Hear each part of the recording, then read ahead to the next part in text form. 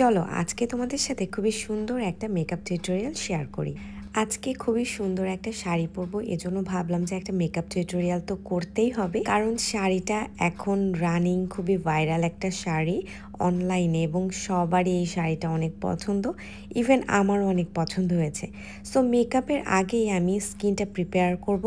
ফার্স্টে আমি একটা ক্লিনজার দিয়ে ফেসটা ওয়াশ করে নিয়েছি, দেন ইউজ করছি আমার খুব পছন্দের XSY dark spot correcting glow serum. এটাতে স্কিনটা যেমন গ্লোয়িং হবে, ডার্ক স্পটও কিন্তু কমবে, স্কিনটা ব্রাইটেনিংও হবে। সো এই সিরামটা তোমরা যারা স্কিন ব্রাইটেনিং করতে চাও ব্যবহার করতে পারো। তারপর আমি ব্যবহার করছি সিম্পল ব্র্যান্ডের লাইট ময়শ্চারাইজারটা। এটা কিন্তু স্কিনটাকে হাইড্রেটিং করে এবং লং টাইম স্কিনের ময়শ্চার ধরে রাখে। এবং অবশ্যই মেকআপের আগে স্কিন কেয়ারটা করতে হবে অবশ্যই, নাহলে মেকআপটা ভালো লাগবে না।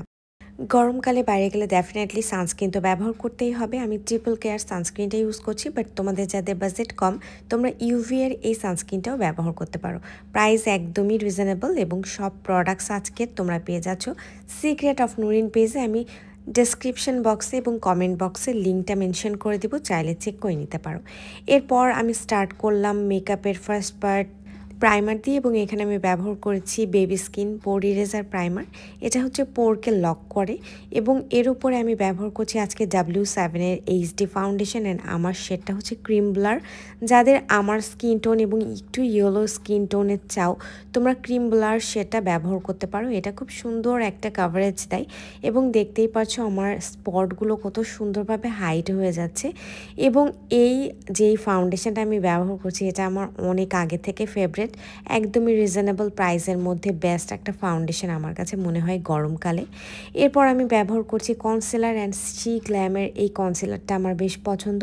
এটা আমি হাইলাইট করার জন্য ব্যবহার করছি হাইলাইট পয়েন্টগুলোতে, যাতে করে আমার স্কিনটা ইনহ্যান্স লাগে, অনেক ব্রাইট লাগে অ্যান্ড সুন্দর দেখা যায়।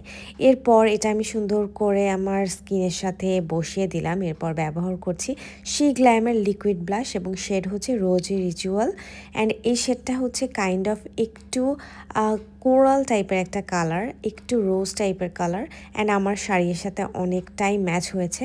এবং এই শেডটা কিন্তু একদমই ন্যাচারাল টোনের, বাট তোমরা যারা একটু পিঙ্কিশ পছন্দ করো তোমরা লাভ কেক শেডটাও কিন্তু নিতে পারো, ওটাও অনেক বেশি সুন্দর। এরপর আমি আমার ফুল ফেস মেকআপটা সেট করে নিচ্ছি লুজ পাউডার দিয়ে।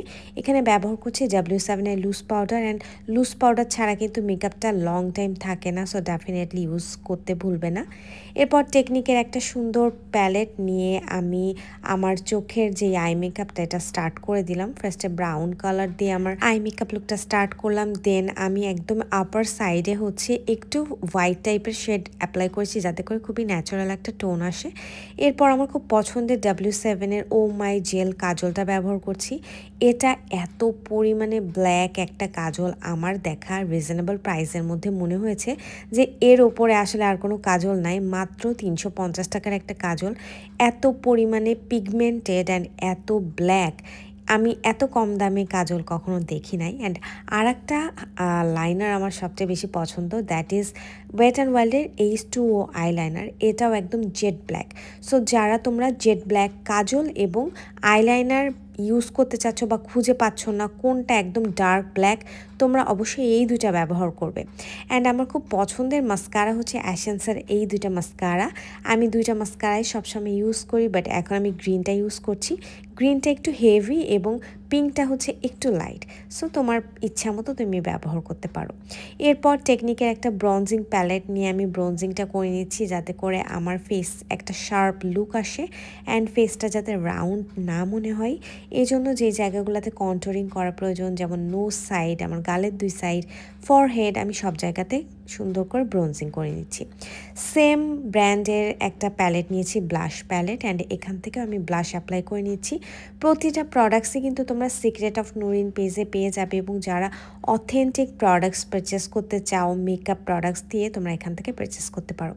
Last time setting spray use করছি, একটা রেভলিউশনের ম্যাট ফিক্স সেটিং স্প্রে, এবং আর একটা হচ্ছে W7 এর সেটিং স্প্রে।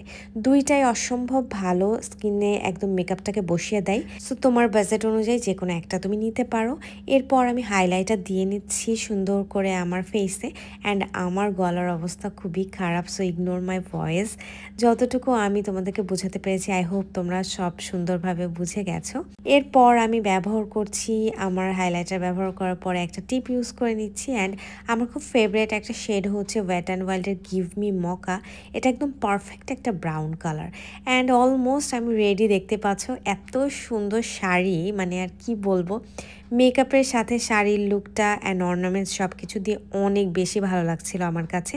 এবং শাড়ি, অর্নামেন্টস, মেকআপের সব ডিটেল আমি ডেসক্রিপশন বক্সে অ্যাড করে দিচ্ছি, চাইলে চেক করে নিও। অ্যান্ড আজকের মেকআপ কেমন লাগলো ডেফিনেটলি কমেন্ট ডাউন করে জানাতে ভুলো না।